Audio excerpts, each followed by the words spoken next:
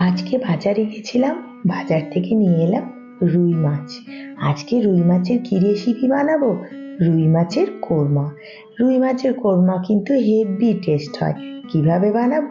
প্রথমে রুই মাছগুলো নুন, হলুদ, আদা রসুন বাটা, তার সাথে সর্ষের তেল দিয়ে খুব ভালো করে মেখে 10 মিনিটের জন্য ম্যারিনেট করে নেব। অন্য একটা কড়াই চাপিয়ে দেবো ইন্ডাকশানে, দিয়ে তেল গরম হলে দুটো বড় বড় পেঁয়াজ কুচি করে রেখেছি সেটা হালকা ব্রাউন করে ভেজে নেব। আর ফ্লেম কিন্তু মিডিয়ামে থাকবে। ব্যাস, যখন দেখবো ভাজা হয়ে গেছে তুলে ট্রান্সফার করে নেব ইন্ডাকশন থেকে। কোথায় না, মিক্সার গ্রাইন্ডারের বাটিতে। এর সাথে দিয়ে দেব ভিজিয়ে রাখা কাজু, ভিজিয়ে রাখা কিশমিশ, কাঁচা লঙ্কা আর 2 চামচ তিল। এখানে একটা জিনিস বলে রাখি, যারা ঝাল ভালোবাসেন তারা লঙ্কাটা কিন্তু বাড়িয়ে দেবেন। ব্যাস, একটা স্মুথ ব্যাটার বানিয়ে নিলাম। এতে দিয়ে দেব 50 গ্রাম দই। দইটাও কিন্তু একবার বেটে নেব, তাহলে তেলে দিলে আর ফেটে যাবে না। ওই পেঁয়াজের তেলেই মাছগুলোকে দিয়ে হালকা ব্রাউন করে ভেজে নেব। খুব কড়া করে ভাজবো না। ব্যাস, মাছগুলো ভাজা হয়ে যাক।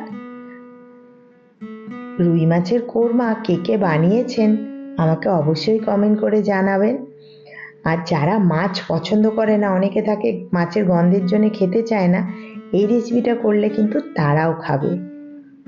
মাছ ভাজার তেলেই গরম মশলা, 2 চামচ মতো মৌরি, তাতে দিয়ে দেব 2 চামচ আদা রসুন বাটা। ওটাকে হালকা করে ভেজে নেব। যখন দেখবো হালকা স্মেল আসছে তখন দিয়ে দেব হলুদ গুঁড়ো, কাশ্মীরি লঙ্কা গুঁড়ো, ধনে গুঁড়ো, জিরে গুঁড়ো। এগুলোকে বেশ ভালো করে একটু একটু করে লো ফ্লেমে কষতে কষতে একটু জল দেব। জল দিলে মশলাটা কিন্তু ভালো ভাজা হয়, তবে খুব বেশি জল নয়, হালকা জল। এরকম হয়ে গেলে যে ব্যাটারটা করে রেখেছি সেই পেস্টটা দিয়ে দিলাম। এবারে ভালো করে মশলার সাথে মিশিয়ে নেব। যখন খুব ভালো করে মিশে যাবে, এই রকম চলে আসবে, তখন মিক্সি ধোয়ার বাটি জলটা তো আমরা না দিলে হবে না, আর জল তো দিতেই হবে, তাই ওটা দেওয়াই ভালো। ব্যাস, দিয়ে দিলাম। ভালো করে নেড়ে চেড়ে মিশিয়ে নিলাম। যখন দেখব বেশ ভালো করে মিশে গেছে আর তার সাথেও ফুটতে শুরু করবে, সেই মুহূর্তে মাছের পিসগুলোকে দিয়ে দেব। সব মাছগুলোকে ঝুপঝাপ করে জলে ডুবিয়ে দিলাম।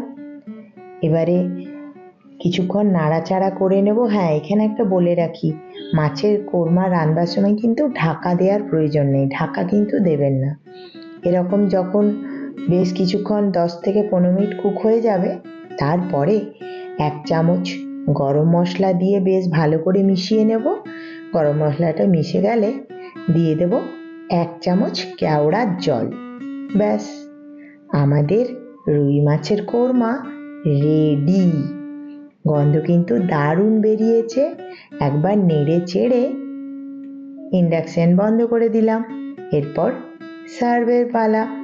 যেমন দেখতে হয়েছে সেরকম দারুণ গন্ধ বেরিয়েছে, আর খেতে কিন্তু দারুণ হয়।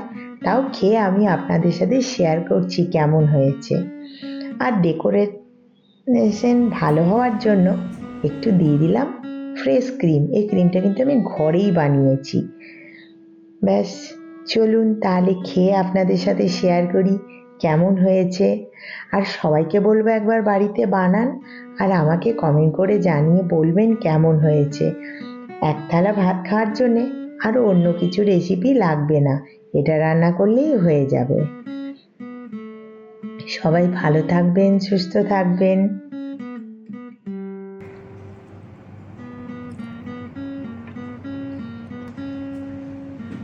Yummy yummy yummy.